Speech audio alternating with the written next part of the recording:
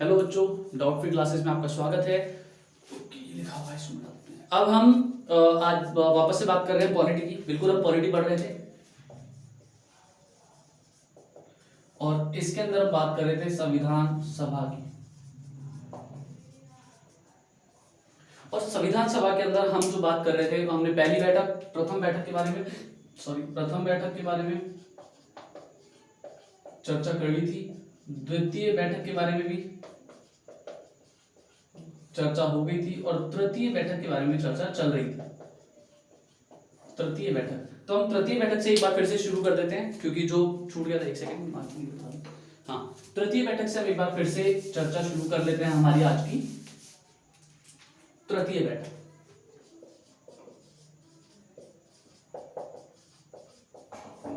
ठीक है, बिल्कुल सही। अब देखो, तृतीय बैठक हमें पता है 13 दिसंबर 1946 को हुई। ठीक है, अब इसके अंदर नेहरू जी, पंडित नेहरू जी, चाचा नेहरू जी, वो एक प्रस्ताव लेके आए जिसे कहते हैं उद्देश्य प्रस्ताव। जिस दिन लेके आए थे ना, 13 दिसंबर वाले दिन, उस दिन इसके अंदर 8 अनुच्छेद मौजूद थे और उन 8 अनुच्छेदों में किस किस चीज की बात की गई थी? 3 न्याय। कौन से? सामाजिक, आर्थिक और राजनीतिक। ठीक है, उसके अलावा अभिव्यक्ति की स्वतंत्रता,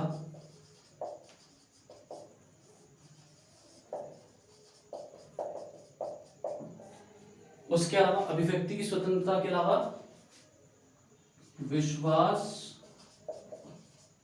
और उपासना का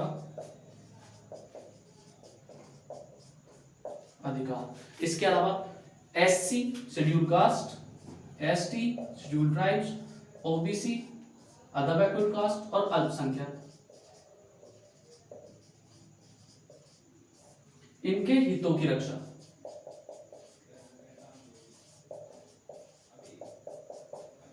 अब इसके अलावा एक और, भारत एक संप्रभु राज्य है, इसका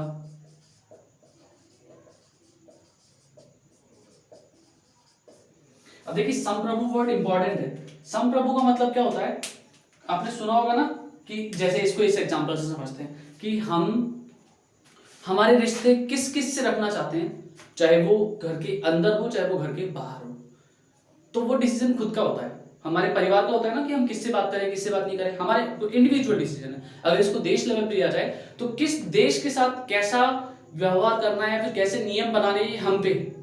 जैसे अभी आपने देखा है कि जो जम्मू कश्मीर था, पहले वो उसे एक स्पेशल स्टेटस था, स्टेट था पहले वो, और उसको स्पेशल स्टेटस भी था, उसका खुद का संविधान था, वहां पे भारत का संविधान चालू नहीं होता था, वहां पे इंडियन सुप्रीम कोर्ट का डिसीजन तक वैलिड नहीं होता था। लेकिन अभी ऐसा नहीं है, क्योंकि हमने उसके अंदर अमेंडमेंट कर दिया। तो ये बताता है संप्रभुता, हमने अंदर भारत के अंदर जो चाहा वो कर दिया। इसके अलावा दूसरा, रशिया और यूक्रेन का एग्जांपल ले लीजिए। रशिया और यूक्रेन वॉर चल रहा था, पिछले 1 साल 1.25 साल से चलता आ रहा है, लेकिन हमने कभी भी किसी के कहने पे कुछ नहीं कहा। अमेरिका कहता है कि हम उसको, रशिया को बोले कंडेम करें, रशिया को बोले कि आप गलत कर रहे हो, हमने नहीं किया। यूक्रेन को बोलो कि तुम सताए जा रहे हो, तरसाए जा रहे हो, वो भी नहीं किया। हम तटस्थ हैं, मतलब ये हमारी नीति है, हमारे रूल है, हम जो चाहें वो हम कर सकते हैं, हमारा खुद का राइट है। ठीक है, इसको बोलते हैं संप्रभु। और एक विश्व शांति पर बल, और ये चीज हमने कही भी है कि भाई हमें विश्व शांति चाहिए, युद्ध नहीं चाहिए, तो विश्व शांति पर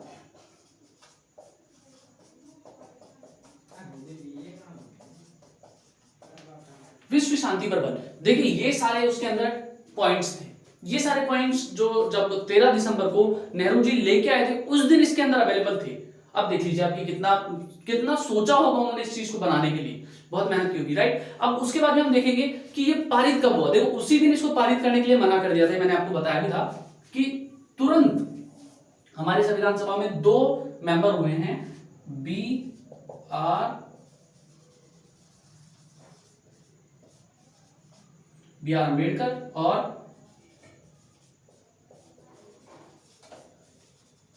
ये दोनों, ये थे एससी फेडरेशन के अध्यक्ष दोनों अध्यक्ष थे और ये थे हिंदू महासभा के अध्यक्ष। ये दोनों अध्यक्ष थे, क्या थे? अध्यक्ष थे दोनों। ये थे एससी फेडरेशन के और ये थे हिंदू महासभा के। इन्होंने इसका विरोध किया, यहां दिख रहा है, हाँ दिख रहा है। किस चीज का विरोध किया इन्होंने? इन्होंने विरोध किया उद्देश्य प्रस्ताव को तुरंत पारित ना किया जाए। क्यों?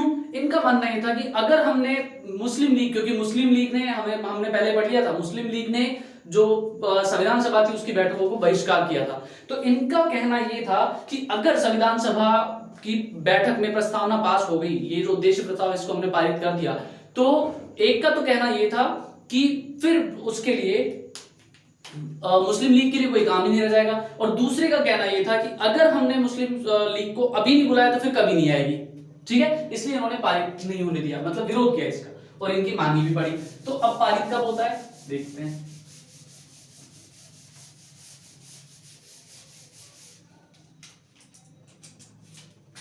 ये उद्देश्य प्रस्ताव पारित होता है 22 जनवरी 1947 को पारित। कुछ बदलाव हुए होते हैं इसके अंदर और ये पारित हो जाता है। और वर्तमान में संविधान की जो प्रस्तावना, प्रियम्बल जो है,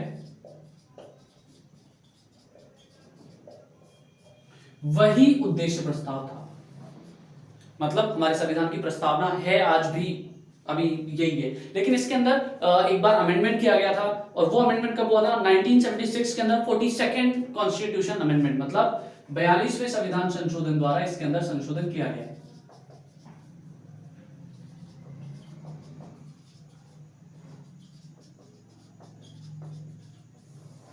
इसके बारे में जब हम संविधान संशोधन की बात करेंगे तब डिटेल में बात करेंगे। अभी केवल इतना सा मैंने बता दिया जानकारी के लिए कि अगर आपके क्वेश्चन आता है कि हमारी प्रस्तावना में कितनी बार संशोधन हुआ है, तो केवल एक बार। कब हुआ है? 1976 में। लागू कब हुआ? 1977 में। और कौन सा बार? 42वां संविधान संशोधन था। ठीक है, आगे बढ़ते हैं। उद्देश्य प्रस्ताव हो गया। अब इसके अलावा अब देखिए हम 1947 में आ गए। अब हमने पढ़ा था बेटन योजना जून के अंदर आई थी। ठीक है, स्वतंत्रता अधिनियम जुलाई के अंदर 4 जुलाई को तो ब्रिटिश पार्लियामेंट के अंदर प्रस्तुत किया गया, 18 जुलाई को पास हो गया था। नॉर्मन पॉमर जी ने क्या कहा था उसके बारे में। तो अब हम बात करते हैं संविधान सभा के अंदर स्वतंत्रता के बाद क्या क्या परिवर्तन आए। बहुत इंपॉर्टेंट चीज है, ये लीजिए, ये हमारी संविधान सभा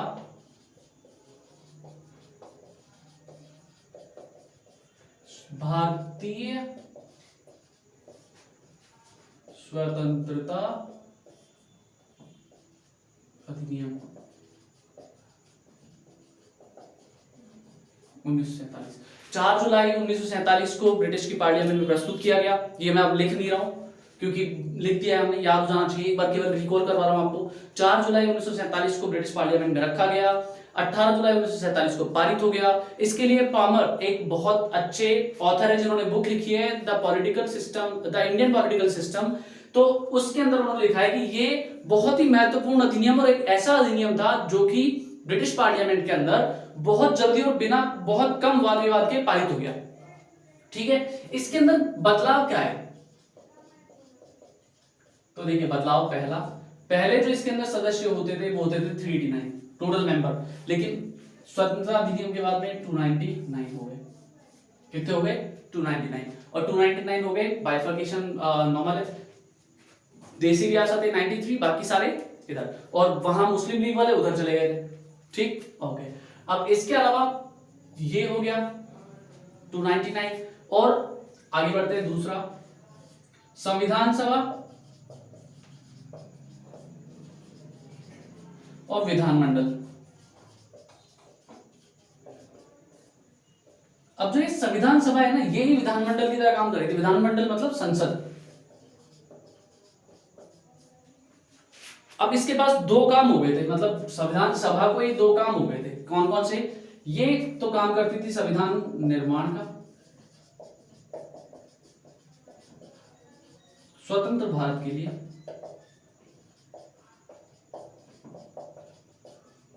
और ये कानून निर्माण का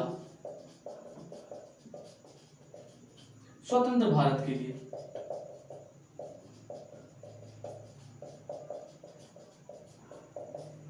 ठीक है, इन दोनों के अध्यक्ष अलग अलग थे। इनके अध्यक्ष तो हमें पता है, स्थायी अध्यक्ष कौन बने थे? डॉक्टर राजेंद्र प्रसाद। और इनके कौन बने थे? गणेश वासुदेव मावलंकर।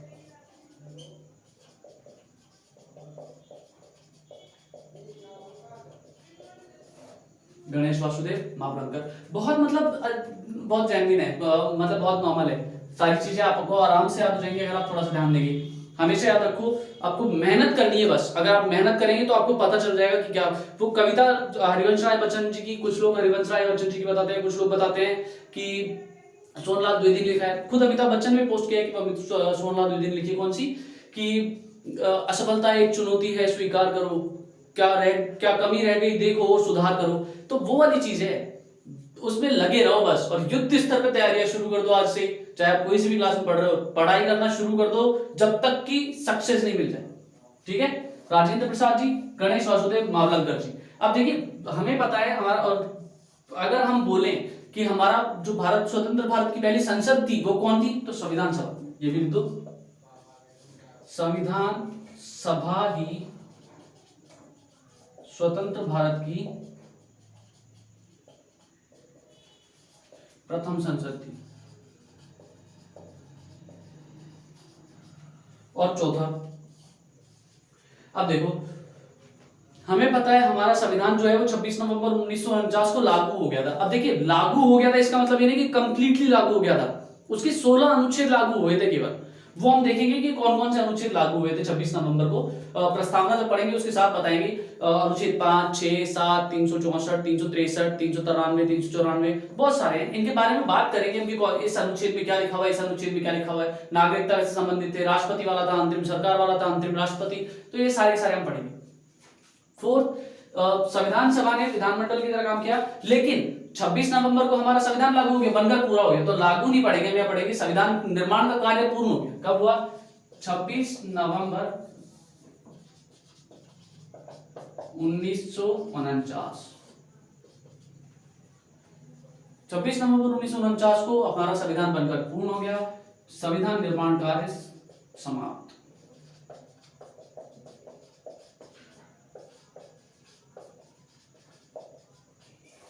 तो संविधान सभा ने 27 नवंबर से 1949 से पूर्णकालिक विधानमंडल की तरह काम करना शुरू कर दिया। मतलब 27 नवंबर 1949 से संविधान सभा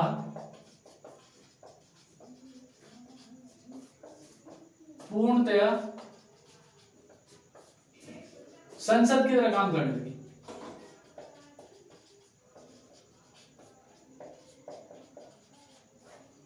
ठीक, ये सारी चीजें हमने पढ़ ली है। ठीक है, 26 नवंबर के दिन मैंने आपको बता दिया 16 अनुच्छेद लागू हुए थे। 15 नहीं थे, 16 थे, क्योंकि 394 के अंदर सारा लिखा हुआ है और 394 भी लागू हुआ था। 394 के अलावा 15 थे, वो भी हम पढ़ेंगे। ठीक है, अब इसके अंदर मैंने आपको एक बात बताई थी, और वो बात ये है कि हमारा जो संविधान लागू हुआ है, हमारा संविधान जो बना, वो संविधान के अंदर हमारी पहले संविधान सभा बैठक के अंदर कितने सदस्य थे? पहला अधिवेशन, पहले संविधान सभा के अंदर हमारे सदस्य थे 207। और पूरे पहले अधिवेशन में, जो कि 9 दिसंबर से 22 दिसंबर तक चला, उसके अंदर कितने सदस्य थे? 211। और महिला सदस्य कितनी उपस्थित थी? तो संविधान सभा के अंदर महिलाएं थी 15, लेकिन प्रथम बैठक के अंदर उपस्थित थी 10। इसका कारण मैंने आपको बताया है कि राजकुमारी अमृता कौर गई थी डब्ल्यूएचओ की बैठक के अंदर। अभी भी क्या है ना, 7 अप्रैल को वर्ल्ड हेल्थ डे गया है 7 अप्रैल, क्योंकि 7 अप्रैल 1948 को डब्ल्यूएचओ की स्थापना हुई थी। और इसलिए हम हर साल 7 अप्रैल को विश्व स्वास्थ्य दिवस मनाते हैं। ठीक है, क्योंकि विश्व स्वास्थ्य संगठन, इसलिए विश्व स्वास्थ्य दिवस 7 अप्रैल को मनाते हैं। ठीक है, ओके, अब इसको मिटा देते हैं और मैं आपको बताता हूं कि कितनी महिलाएं कहां से कहां पे आई थी।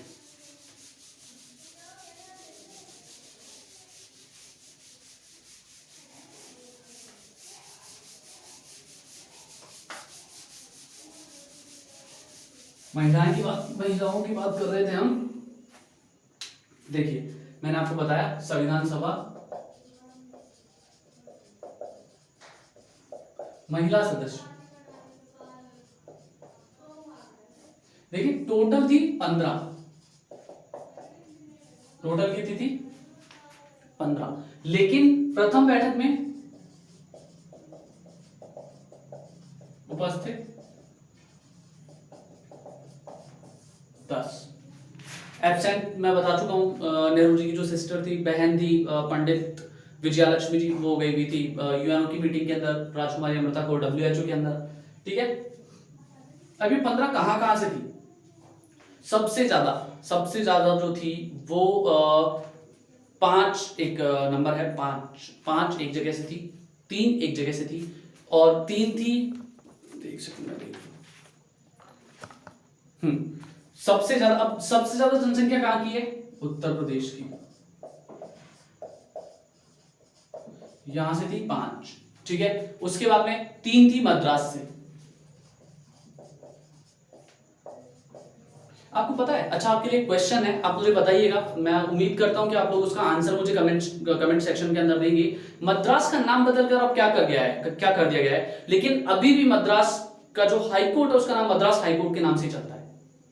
तो आप मुझे प्लीज बताइए कि मद्रास का नाम चेंज करके क्या कर दिया गया है, और वहां के हाई कोर्ट को लेकिन अभी भी मद्रास हाई कोर्ट ही बोला जाता है। जैसे बॉम्बे का नाम मुंबई कर दिया गया है, लेकिन वहां के हाई कोर्ट का नाम अभी भी बॉम्बे हाई कोर्ट है, वैसे ही मद्रास हाई कोर्ट है अभी, लेकिन उसका नाम बदल दिया गया है। तो मैं चाहता हूं कि आप मुझे कमेंट सेक्शन में बताएं कि मद्रास का नाम क्या है। ठीक, अच्छा उत्तर प्रदेश से 5 है, मद्रास से 3 थी, ओडिशा से 2, कितनी होगी? 5 3 8 और 10। अब बाकी सब जगह से एक एक थी, सब जगह से मतलब बिहार से 1, मध्य प्रांत से 1, बंबई से 1, उड़ीसा से 1, उड़ीसा से 2 नहीं, सॉरी, बंगाल से 2 थी। अब देखो, बिहार से 1, मध्य प्रांत से 1, बंबई से 1, उड़ीसा से 1 और केरल से 1, केरल से 1, बंबई से 1, उड़ीसा से 1, उड़ीसा के अलावा क्या है, मध्य प्रांत से 1 और बिहार से 1, और बिहार से 1। ठीक है, अब इसमें से कुछ का नाम तो आप वैसे ही जानते हैं, कुछ का नाम जैसे मान लो एनी मस्करीनी थी, अंबु स्वामीनाथन थी, केरल से थी जो, मालवी चौधरी थी, पूर्णिमा बनर्जी। पूर्णिमा बनर्जी वो है कि जिस दिन राष्ट्रगान गाया गया था, राष्ट्रगान संविधान सभा के अंदर, उस दिन इन्होंने राष्ट्रगान गाने की शुरुआत की थी और बाकी सबने इनको फॉलो अप किया था। ठीक है, उस दिन राष्ट्रगीत भी गाया गया था। और राजकुमारी अमृता कौर के बारे में आप जानते ही, राजकुमारी अमृता कौर हमारी पहली स्वास्थ्य मंत्री भी बनी। कौन कौन है? जैसे पंडित विजयालक्ष्मी तो थी ही थी, राजकुमारी अमृता कौर,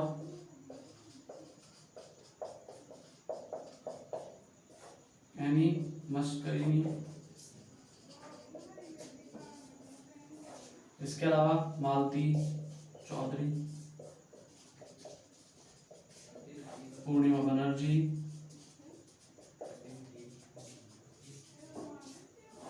ठीक है, ये मैंने कुछ नाम बता दिए आपको। अगली क्लास के अंदर हम सारे के जितने भी हैं उनका नाम पढ़ेंगे, ये देखेंगे कि देसी रियासत से कौन था, कौन कहां से था, ये देखेंगे, और उसके अलावा समितियों की भी बात करेंगे, क्योंकि इनमें से एक है, जैसे उनका नाम था दुर्गाबाई देशमुख।